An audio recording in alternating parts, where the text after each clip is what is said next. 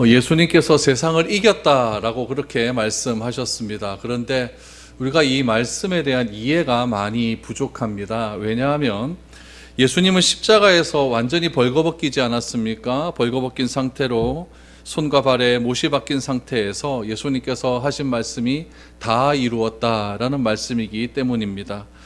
이런 선언이 도무지 이해가 되지 않습니다. 예수님께서 높은 왕좌에 오르셔서 우리가 세상을 이겼다라고 하면 쉽게 이해가 될 것인데, 가장한 비참한 상태에서 다 이루었다라고 말씀하시니 그것이 어떻게 우리가 이해가 될 수 있겠습니까? 특별히 더한 것은 예수님께서 십자가에서 돌아가시기 전날 밤에 제자들에게 이미 말씀하실 때에 담대하라, 세상을 이기었다라고 이미 예언하셨기 때문에 그렇습니다. 그렇다면 예수님께서 세상을 이미 이겼다라고 말씀하셨는데, 그럼 무엇으로 도대체 세상을 이길 수 있었을까요? 어떤 것을 이겼다고 말씀하시는 것일까요? 제자들은 이 말을 듣고 굉장히 혼란스러웠을 것입니다. 예수님이 무슨 권력이 있습니까? 힘이 있습니까? 뭐 가지고 세상을 이겼다고 말씀하셨을까? 제자들은 예수님이 예언하신 것처럼 다 흩어집니다. 골고다 언덕에서 처참한 모습을 보았던 제자들도 있었지만은 예수님께서 십자가에 못 박히시는 그 순간을 본 제자들은 극소수였고 다 도망갔습니다. 그랬던 그들이 모두 승리하게 되었습니다. 순교로서 믿음을 지켰고 순교함으로 세상을 이겼던 것입니다. 그 후에 세상의 역사는 우리 기독교적인 관점으로 보면 어떻게 말할 수가 있냐면은 세상을 이긴 역사입니다. 다른 말로 하면 세상을 이긴 믿음의 이야기가 우리 세상에서 흘러나오는 그런 역사라는 것이죠.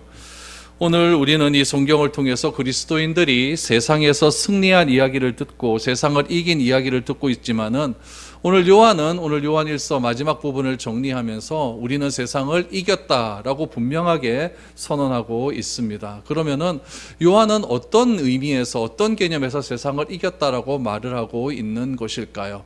오늘 세상을 이긴 믿음, 세상은 과연 우리가 무엇으로 이길 수 있는지, 세상을 이긴 믿음이라고 한다면 그 믿음의 결과가 어떻게 나타나야 하는지 여러분들과 한번 살펴보았으면 좋겠습니다. 그래서 이 말씀을 듣고 여러분들도 저도 세상을 다 이길 수 있는 그런 능력을 소유하게 되기를 바랍니다. 먼저 1절 보죠. 예수께서 그리스도이심을 믿는 자마다 하나님께로부터 난 자니 또한 낳으신 이를 사랑하는 자마다 그에게서 난 자를 사랑하느니라. 세상을 이겼다라고 선언하기 전에 먼저 예수님께서 말씀하시는 것이 있습니다. 그것은 무엇이냐면은 예수께서 그리스도이심을 믿는 믿음을 강조하고 있다라는 것이죠. 예수가 그리스도임을 믿는 믿음, 예수가 하나님의 아들이심을 믿는 믿음, 예수가 메시아이심을 믿는 믿음, 이 믿음이 굉장히 중요하다는 것을 강조하고 있는 겁니다. 여러분, 다른 것으로 세상을 이긴 것이 아니라 예수가 그리스도라는 그 믿음을 가지고 세상을 이길 수 있다라는 것을 강조하고 있죠. 그러므로 예수가 그리스도라는 사실이 여러분 삶의 능력이 되어야 됩니다. 어떻게 예수가 그리스도라는 사실이, 예수가 하나님의 아들이라는 사실이 삶의 능력이 될 수 있을까요? 오늘 1절 말씀에 보니까 예수가 그리스도라는 사실을 믿는 자마다 무엇이라고 이야기하냐면은 하나님께로부터 난 자다라고 말합니다. 하나님께로부터 났다라고 하는 말의 의미는 무엇이냐면 거듭났다라는 것을 뜻하는 것이죠. 그러므로 예수를 그리스도라고 믿는 자는 구원받았다라는 의미가 됩니다. 그래서 예수를 그리스도라 믿고 내가 구원을 받고 거듭난 삶이 아니면 절대로 세상을 이기지 못한다는 것이 오늘 요한이 우리에게 말하는 세상을 이길 수 있는 믿음의 첫 번째 전제 조건입니다. 이 사실이 없는 자는 절대 세상을 이기지 못한다라는 이야기죠. 왜냐하면 우리가 예수를 그리스도로 믿는다라는 것, 내가 구원을 받았다라고 하는 것은 내 안에 무엇이 있다는 것을 의미하냐면 영원한 생명이 있다라는 것을 의미하는 것이죠. 영원한 생명이 내 안에 있기 때문에 세상에서 발생하는 여러 가지 것들을 이길 수 있는 근거가 거기서부터 나온다라는 이야기죠. 그렇다면은 이 세상을 이길 수 있는 이 믿음의 근거가 예수를 그리스도라고 하는 믿음이고, 그 믿음은 내 안에 영생, 새로운 생명이 들어갔다라고 하는데, 내가 영생을 소유하고 내가 예수를 그리스도라고 믿는 자의 삶은 일단 어떤 삶인지를 요한은 먼저 세상을 이긴 믿음을 설명하기 전에 2절 3절에서 그 삶에 대해서 먼저 이야기하고 있습니다. 어떤 삶일까요? 2절 3절입니다. 우리가 하나님을 사랑하고 그의 계명을 지킬 때에 이로써 우리가 하나님의 자녀를 사랑하는 줄을 아느니라. 하나님을 사랑하는 것은 이것이니 우리가 그의 계명을 지키는 것이라. 그의 계명들은 무거운 것이 아니로다 라고 말합니다. 하나님을 사랑하는 증거는 딱 한 가지만 소개됩니다. 뭐냐 하면은 계명을 지키는 것이다 라는 것이죠. 그 사람이 계명을 지키는지 안 지키는지를 보면은 그 사람 안에 거듭났는지 그 사람이 예수를 믿는 믿음이 있는지를 알 수가 있다라는 것이죠. 그렇다면 계명은 뭘까요? 613개 그 계명을 다 지키는 것일까요? 그거 지키는 사람은 세상에 아무도 없습니다. 못 지킵니다. 지킬 수가 없죠. 그 613개의 계명을 예수님께서 하나로 딱 한 단어로 만들어 놓았어요. 그게 뭘까요? 사랑입니다. 사랑. 그 사랑이 두 가지로 행동 지침으로 나올 수 있다는 거죠. 하나님 사랑, 이웃 사랑으로 나올 수 있다라는 것이죠. 그러므로 하나님을 사랑하는 삶이 그의 계명을 지키는 것이고 그의 계명을 우리가 지킬 때에 예수가 그리스도라는 사실을 믿는 믿음의 증거가 된다라는 것입니다. 사람을 사랑하지 않고 하나님을 사랑하지 않는 사람은 그의 안에 생명이 없기 때문에 절대로 예수를 그리스도라고 믿는 믿음이 없다라고 단정적으로 이야기를 하고 있습니다. 여러분, 우리가 하나님을 다 사랑합니다. 그리고 이웃도 사랑하라 그러죠. 형제를 사랑하라 그러죠. 그러면 형제를 왜 사랑할까요? 교회에 모인 사람들을 여러분 목사도 있고 장로도 있고 집사도 있고 다 권사도 있고 다 있지만은 이런 직분 다 빼고 한마디로 표현하면 뭘까요? 형제이고 자매입니다. 여러분이 저한테 서상진 형제님 이렇게 불러도 아무런 상관없습니다. 아무런 상관없습니다. 형제님 그런다고 제가 니 왜 나한테 목사라고 안 불러? 이래 말하겠습니까? 그거 없습니다. 형제님 부르면 예. 저도 여러분들에게 형제님, 자매님 불러도 거기 가지고 저게 왜 내 직분을 안 부르노? 이렇게 말할 이유가 없다는 거죠. 직분보다 더 중요한 건 무엇이냐면은 우리가 교회 안에서 형제요 자매가 되었다는 사실이죠. 여러분, 우리도 육적인 형제를 사랑하지 않습니까? 우리 형도 사랑하고 동생도 사랑하고 오빠 누나도 사랑하고 다 사랑하지 않습니까? 왜 사랑합니까? 형제이니까. 한 부모 밑에서 났으니까. 그렇죠? 한 부모 밑에서 났으니까 그 사람들을 사랑할 수가 있는 거죠. 우리도 마찬가지예요.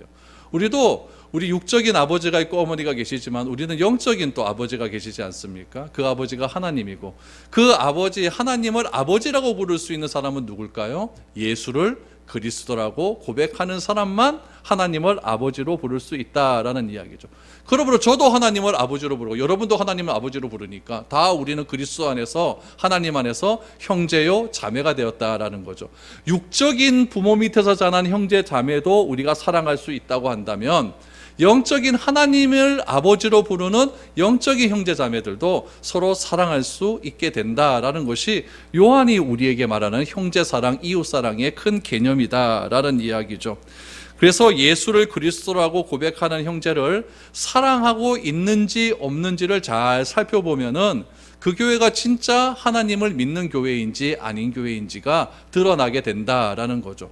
교회가 맨날 부동산에 관심이 있고 교회가 맨날 뭐 하는 데 관심이 있고 돈 버는 데 관심, 그건 진짜 교회가 아니라는 이야기예요. 교회의 진정한 핵심은 뭐냐면은 여러분, 우리가 하나님도 사랑해야 되는 건 맞고 우리가 형제자매도 사랑해야 되지만 가장 사랑해야 될 존재는 우리 가족도 사랑해야 되겠지만 우리 교회 안에 있는 형제자매를 진심으로 사랑하는가 안 사랑하는가, 그 안에서 그 교회의 진정한 의미를 발견할 수 있다라는 거죠. 여러분 생각해 보세요. 내 안에 뭐가 들어와 있다고요? 새 생명이 들어와 있어요. 새 생명이 들어오는 것의 증거는 뭐라고요? 사랑하는 거예요. 근데 사랑하지 않으면 얼마나 힘들겠습니까? 맞잖아요. 나는 새 생명이 들어와 있는데 자꾸 새 생명이 안 들어오는 옛사람의 사람을 자꾸 이렇게 우리가 행하게 한다면은 새 생명이 들어온 내 자체가 힘들어지는 거예요. 그러므로 우리는 사랑할 수밖에 없는 존재다라는 것을 요한은 우리에게 이야기하고 있는 겁니다. 그래서 세상을 이기기 위해서는 첫 번째로 예수를 그리스도를 믿어야 된다. 그 믿음의 증거는 뭐다? 하나님 사랑하고 이웃을 사랑하는 거다. 사랑함에 있다라는 것을 먼저 강조하고 있는 것이죠. 그럼 여러분, 세상을 이긴다는데 왜 이것을 강조할까요? 세상과 차이점입니다. 세상과 구별됨이 세상을 이길 수 있는 가장 밑거름이 되기 때문에 세상은 무엇에 의해서 사랑하느냐? 세상은 어떤 조건과 나의 유익을 위해서 사랑하지만은 교회라고 하는 곳은 하나님을 나의 아버지로 고백한 그런 모임이기 때문에 어떤 조건과 나의 유익을 위해서 사랑하는 것이 아니라 무조건적인 사랑함이 우리 가운데 있어야 된다. 그것이 바로 세상과의 차이점이기 때문에 먼저 세상을 이길 수 있는 믿음을 얘기할 때, 힘을 이야기할 때 이 차이점을 먼저 강조하고 있는 것이죠.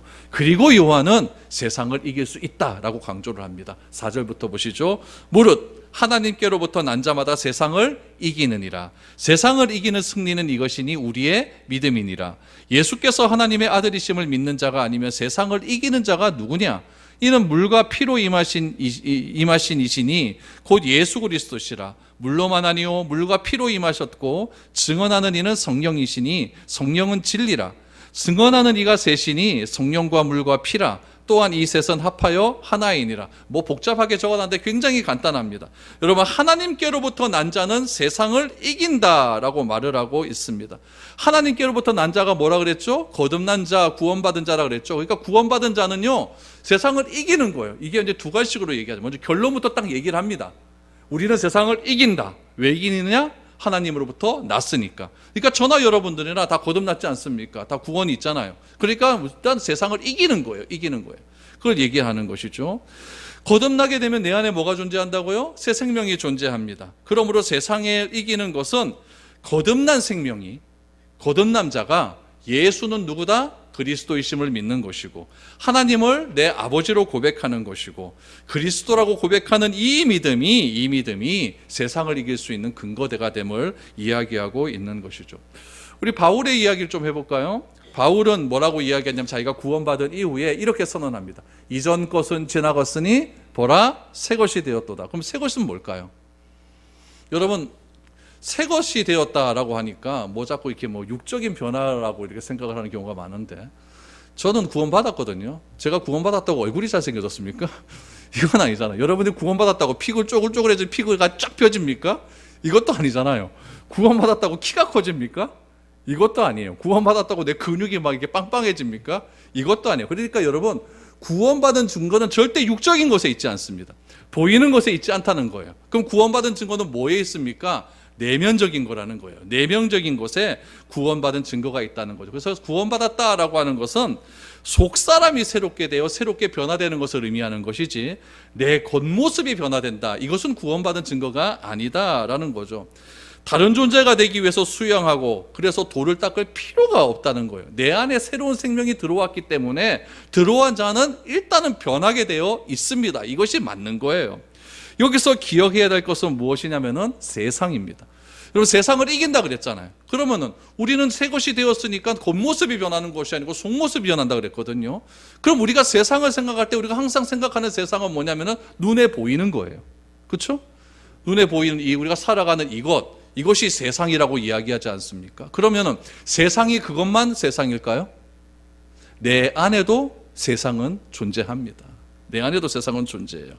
내 안에 있는 세상을 이기기 위해서 하나님은 먼저 내 안에 새로운 생명을 주신 거예요. 내 겉에다 생명을 주신 것이 아니라 내 안에 있는 세상을 이기기 위해서 내 안에다가 새로운 생명을 주셨다라는 것이죠. 그러므로 변화되는 것은 무엇이냐면은 세상을 보는 관점이 달라지는 거예요. 이것이 세상을 이기는 방법이라는 이야기죠. 그러면은 세상은 무엇을 요구하고 우리 그리스도인은 무엇을 요구해야 될까? 세상은 항상 무엇 중심이냐면은 결과 중심입니다. 결과 중심이에요. 뭐 어떤 일을 하든지 말든지 간에 결과가 중요하면은 과정은 필요가 없습니다. 우선 결과가 중요하면 다 좋은 거예요. 그러나 성경은 무엇이냐면은 결과보다는 과정을 중심이에요. 그래서 결과 중심의 가치는 무엇이냐면은 세상이 말하는 가치고 과정 중심, 동기 중심의 가치는 무엇이냐면은 성경에서 말하는 가치다라는 것을 여러분 꼭 기억해야 됩니다. 그래서 세상을 이긴다라고 하는 것은 무엇을 의미냐면은 결과 중심 삶에서 과정 중심 삶으로 내 안에서 먼저 가치관이 바뀌는 것이 세상을 이기는 힘이라고 강조하고 있습니다. 여러분, 결과 중심의 삶이라면 뭘까? 눈으로 보이는 것이라면 뭘까? 예수님이 십자가에서 달려 죽으셨습니다. 그거를 바라보면 여러분 어떤 생각 들겠어요? 끝이다, 이런 생각 듭니다.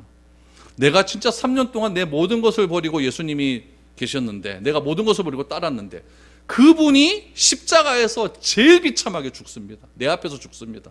그러면 이제 우리는 다 끝났다, 이렇게 생각을 하죠. 그게 결과예요. 그런데 우리 눈앞에서 죽으셨던 그분이 진짜 3일 만에 부활하셨고, 그 부활하신 그분의 영이 내 안으로 들어왔어요. 그게 무엇입니까? 성령이잖아요. 그분이 성령 안에 들어오심으로 내 안에 새로운 영이 싹 트게 된 거예요. 그래서 맨 처음에 그분의 영이 내 안에 들어오기 전에는 눈앞에 보이신 예수님의 십자가 사건을 보고 끝났다라고 생각을 하는데, 그분의 영이 내 안에 들어와 버리니까 어떤 일이 일어납니까? 아, 그것이 끝난 게 아니고 그 이후에 무엇이 있구나. 예수님이 십자가에 돌아가시는 그 과정에 우리가 더 집중을 할 수 있게 된다라는 이야기죠. 그래서 우리의 동기가 세상 사람과는 완전히 판이하게 달라지는 그런 일들이 일어나게 됩니다. 성경에서 예수님께서 제일 많이 고함 치르고 욕하고 예수님께서 막 모락하신 그런 부류가 누구죠? 유대인들입니다. 유대인들은요, 금식을 합니다. 여러분들 중에 금식 요즘 자주 합니까? 아이고야. 저는 금식하면 당 떨어져서 뭐합니다. 금식하면 힘들어요. 막 철야기도 이렇게 하시는 분도 있습니까? 이것도 좀 힘들잖아요. 그렇죠? 그래요. 유대인들은요, 금식도 많이 합니다. 구제 얼마나 많이 하는지 모릅니다. 기도 정말 열심히 합니다. 11조 소금 알까지 세어가면서 11조 하는 사람들이 유대인들이었어요. 바리새인들이었어요. 그러면 여러분, 그런 사람이 우리 교회에 있다, 그럼 어떻게 생각하겠어요? 그분을 따라가야 된다, 저분이 진짜 그리스도인이다, 이렇게 생각 안 하겠습니까? 근데 그런 사람을 향하여 예수님께서는 독사의 자식들아, 이렇게 얘기합니다. 독사의 자식. 결과가 중요한 게 아니라는 거죠. 그 사람들이 왜 그렇게 했느냐, 그 과정이 중요하다는 거죠. 그 동기가 중요하다는 것이죠. 그들의 동기가 잘못되었기 때문에 그들이 기도를 하든, 그들이 금식을 하든, 그들이 11조를 하든, 그들이 헌신을 하고 봉사를 하든, 그런 모든 것들이 다 잘못되었다라고 예수님은 선언하고 있는 겁니다. 그러므로 예수님은 우리가 가지고 있는 동기를 바꾸시는 거예요. 남에게 드러내고 싶어하는 동기, 나만 뽐내고 싶어하는 동기, 이런 동기 등을 바꾸심으로, 예전에는 내가 그런 동기들을 가지고 있었는데 예수의 생명이 내 안에 들어옴을 통해서 그런 동기들이 다 사라지게 되는 거예요. 다 사라지고 새로운 동기가 변화되어가는 과정을 뭐라고 이야기하냐면은 세상을 이겼다라고 말씀하시고, 그런 동기를 가지고 뭐라고 얘기하셨냐면은 먼저 그의 나라와 그의 의를 구하는 동기를 가지고 세상을 살아가면 모든 것을 하나님께서 책임져 주시겠다라고 우리에게 약속하고 있는 거예요. 그렇다면 여러분, 오늘 본문에서 예수님께서는 동기를 가지고 세상을 이기셨다고 말씀하셨는데, 그 동기를 무엇이라고 얘기하냐면은 성령과 물과 피다라고 말씀하셨어요. 이것은 세 가지인데 이 셋이 하나다라고 말씀을 하고 있습니다. 그럼 이게 왜 하나일까요? 물이 상징하는 건 뭘까요? 세례입니다. 세례. 예수님은 세례 받으실 필요가 없어요. 그런데 예수님께서 공생애를 시작하시면서 무엇으로 시작하셨냐면은 물에서 세례를 받으심으로 시작하셨습니다. 그러므로 이 물이라고 하는 것은 세례, 죄 씻음을 의미하는데, 예수님의 공생애의 출발은 물로부터 시작하신 거예요. 피는 뭘까요? 십자가에서 흘리신 피입니다. 공생애의 마지막이에요. 그래서 십자가에서 공생애의 마지막이 이루어지지 않습니까? 그리고 예수님께서 우리에게 보내어 주신 것은 무엇이냐면은 성령을 우리에게 보내어 주셨어요. 그러므로 물과 피는 뭐냐면은 공생애를 상징합니다. 공생애를 상징하고, 성령은 무엇을 상징하냐? 공생애 이후에 우리가 공생애를 이길 수 있는 힘을 상징하는 거예요. 우리도 마찬가지죠. 우리도 공생애가 시작이 되었어요. 언제 시작됐습니까? 여러분들이 예수를 그리스도라고 믿는 그 순간부터 공생애예요. 이제는 나만을 위해서 하는 것이 아니라 나를 위해서 십자가에 못 박혀 죽으시고 부활하신 그분을 위한 삶의 동기로 변화되었기 때문에 내가 하는 모든 삶은 다 공생애의 시작이에요. 그리고 우리는 무엇으로 마무리가 될 것이냐면, 십자가에서 흘리신 예수 그리스도의 피를 통해서 우리가 세상에서 피비린내 나는 전쟁을 하며 싸웁니다. 남들은 다 이익을 위해 살아가는데 나는 그 이익을 포기해야 돼요. 내 피가 거꾸로 솟아오르는 것 같아요. 누구는 나를 막 핍박하고 싸우게 되면 나도 막 싸우고 싶고 막 욕 한번 하고 싶고 하는데 내 그 억울함을 누르려고 하니까 막 피가 솟아나는 것 같아요. 그게 잘 안 된다는 거죠. 잘 안 돼요. 화나면 싸우고 싶고 화나면 나도 욕하고 싶고 그렇지 자꾸 이렇게 억누르고 싶겠습니까? 그런 모든 것들을 이길 수 있도록 성령을 보내어 주시는 거예요. 성령의 힘을 통해서 내가 그 공생의 사역을, 공생애적인 삶을 잘 할 수 있도록 그렇게 만들어 주시는 거예요. 그러므로 물과 피와 성령은 하나가 되는 거예요. 이해가 되십니까? 네, 그런 의미죠. 그러면 우리가 살아가는 모든 삶의 모습은 공생애적인 삶이에요. 그러나 그 공생의 삶을 내 힘으로는 안 되니까 성령을 보내어 주시어서 그 성령을 통해서 내가 하나님을 드러낼 수 있는 삶, 오늘 본문의 말씀에 의하면 결과 중심의 삶이 아니라 과정 중심, 동기 중심의 삶으로 변화될 수 있도록 성령님을 보내어 주셨다. 그래서 예수님께서는 이 물과 이것은 셋인데 이 셋은 하나다라고 그렇게 말씀하고 있는 것이죠. 요한은 그러니까 보니까 오늘 4절에서 8절까지 말씀 속에서도 보니까 증언 이런 거 강조 많이 하죠. 성령, 진리 이런 것들 강조 많이 하는데 요한이 지금 이건 다 지금 이제 90 넘은 그런 노사도가 쓰는 편지거든요. 그럼 요한은 왜 이런 것들을 강조 많이 하셨을까? 이유는 딱 하나예요. 예수님께서 이런 것들을 너무나 강조하셨기 때문에 그래요. 여러분 진리, 성령, 증언 이것들은요 이미 요한복음에서 다 나와 있던 얘기예요. 사도 요한은 요한 공동체에게 이 서신을 보내면서 예수님께서 하셨던 그 말씀을 지금 기억하고 있는 거예요. 한번 보실까요? 요한복음 15장 26절. 내가 아버지께로부터 너희에게 보낼 보혜사 곧 아버지로부터 나오시는 진리의 성령이 오실 때에 그가 나를 증언하실 것이요. 요 조그만 한 구절에서 여러분 증언, 성령, 진리가 다 나오고 있습니다. 여기서 말하는 보혜사는 무엇일까요? 진리의 성령님이에요. 나를 대변해 주는 성령님이에요. 우리가 법원에서 재판하면 변호사가 있지 않습니까? 무조건 내 편이에요, 그분은요. 보혜사가 변호사라는 뜻이거든요. 변호해 준다. 그러니까 진리의 성령님은 무엇을 증언하느냐? 예수님을 증언한대요. 그래서 내가 성령 충만한 삶, 내 안에 성령 있잖아요. 내가 성령 충만한 삶을 살게 되면은 그 삶 자체, 오늘 보면 공생의 삶, 물과 피로 종결되는 그 공생의 삶이 예수님을 증언하는 삶이다 라는 것을 강조하고 있는 것이죠. 그래서 요한은 이 예수님의 말씀을 기억하고 마음 깊이 담아두고 있는 거예요. 그래서 요한 공동체 성도들에게 자신이 들었던 예수님의 말씀을 그대로 지금 편지로서 전달하고 있는 것입니다. 우리 9절 10절 말씀만 보실까요? 만일 우리가 사람들의 증언을 받을진대 하나님의 증거는 더욱 크도다. 하나님의 증거는 이것이니 그의 아들에 대하여 증언하신 것이니라. 하나님의 아들을 믿는 자는 자기 안에 증거가 있고 하나님을 믿지 아니하는 자는 하나님을 거짓말하는 자로 만드나니 이는 하나님께서 그 아들에 대하여 증언하신 증거를 믿지 아니하였음이라 라고 말합니다. 이것도 복잡하게 썼는데 왜 이렇게 복잡하게 썼는지 모르겠어요. 간단하게 말하면 이거죠. 여러분들이 재판받을 일이 있어서 재판장에 갔더니 내 사실을 더욱더 강력하게 주장하기 위해서 무엇이 필요하냐면은 증인이 필요해요. 근데 그 증인의 말이 참되다고 한다면, 진짜 참되다고 한다면 판사는 그 증인의 말을 근거로 해서 판결을 할 겁니다. 그렇죠? 그 증인의 말이 굉장히 중요해요. 그래서 내가 이길 수 있는 근거는 뭐냐면은 진짜 내가 벌인 그 사건에 대한 진짜 증인이 바른 증언을 하느냐에 달려 있는 거예요. 이해가 되시죠? 오늘 9절 10절이 그거예요. 우리가 사람들의 증언을 받을진대라고 하는 판결을 받는다는 얘기죠. 그런데 만약 하나님의 증거는 더 참되다는 이야기예요. 그럼 하나님이 증언하시는 건 뭐냐? 하나님이 증언하시는 것은 그 아들에 대해서 증언한대. 예수님에 대해서 증언하시는 거예요. 그래서 하나님의 아들을 믿는 자는 내 안에, 자기 안에 증언이 있는 거예요. 뭐에 증언이 있느냐? 예수는 하나님의 아들이다. 예수는 그리스도시다. 예수는 메시아다. 이 증언이 있는 거예요. 그 증거가 참이라는 것을 내가 믿는 것은 누구의 증언을 믿는 겁니까? 하나님의 증언을 믿는 거예요.